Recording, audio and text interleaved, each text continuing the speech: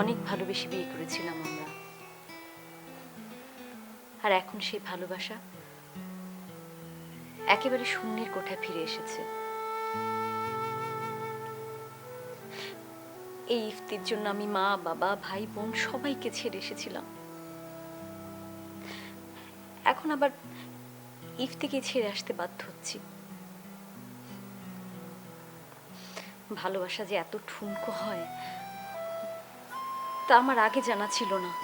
ইফতির জন্য ভালোবাসা তোমার এখনো আছে, তাই তো তুমি চোখের পানি ফেলছো। তুমি দেখবে সব আবার ঠিক হয়ে যাবে। না, আমি আর অতীতকে ফিরে পেতে চাই না।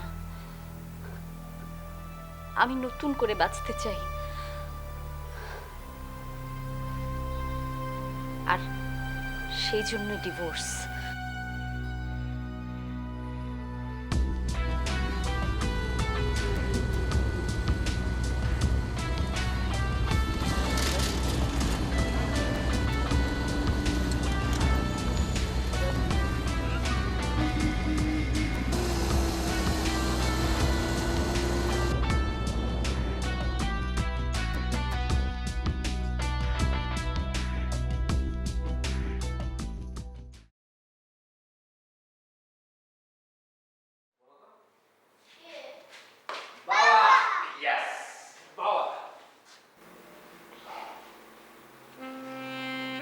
কেমন আছো বাবা?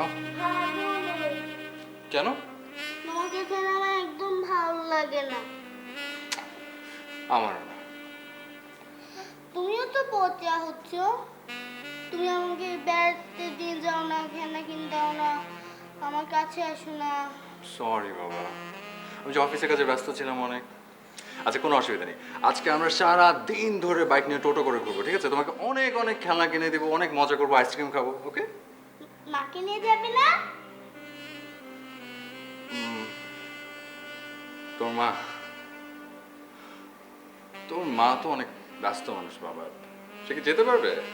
না, মা তো বাসায় ঘুমায়। শোনো বাবা, আমি তোমার মাকে আরেকদিন বেড়াতে নিয়ে যাবো, কেমন? ঠিক আছে বাবা, এটা আমার নতুন রান্না। Hello young man, hello. আমি অ্যাডভোকেট মারুফ আহমদ খান, অন্তর বন্ধু। এই বাড়িতে অবশ্য আমার। ও আচ্ছা আচ্ছা আচ্ছা, ভালো আছেন আপনি? একদম ফার্স্ট ক্লাস। কি ছেলেকে বেড়াতে নিয়ে যাবে? জি। বাবা, আমি মাকে ডেকে নিয়ে আসি। আমার সাথে এক কাপ চা খেলে খুব খুশি হব।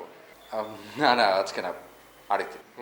আজই ছেলেকে বেড়ানো শেষ করে আমার ঘরে বসে একসাথে বসে এক কাপ চা, তার সাথে কাউনের চালে ফিরনি আমি নিজে বানিয়েছি। আচ্ছা ঠিক আছে, দেখা যাক। বাবা এসেছে, তুমি ঘুমাও, আমি বাবার সাথে বেরিয়ে আসি। অন্তু, অন্তু।